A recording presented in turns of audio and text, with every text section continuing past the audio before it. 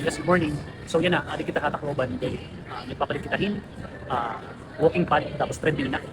Yes, adi kita to sports. Kay para waray kita rason para kita mga train, kita mga close kita. So yung pwede na natin, kita niyan, deliver pa mo dahira. Testing ang tani. Para kung gala para kung napalit kay sa mga tatapod. Para nang tarik.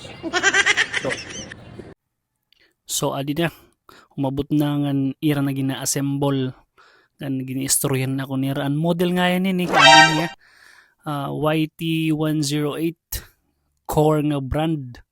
So ira na gina-assemble gini-istoryan na nira mo kuno ito that dashboard sir ha.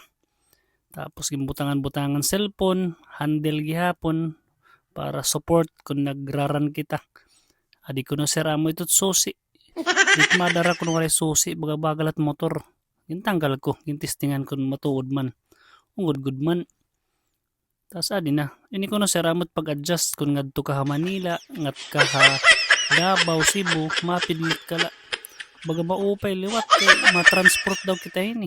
Maupay kay barato na, mangadto ka na Manila. Didi ko na siya pag-adjust sa karburador.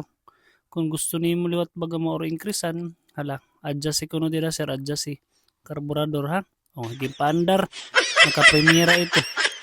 Hala ko sa nag-ikadot pinakamalaksi kay titistingan ta. Agid daw.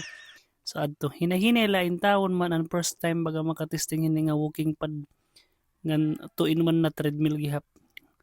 Tapos waray naman ni registorya. Sering ko ala, putsa na ito putsa. Ayaw di ma.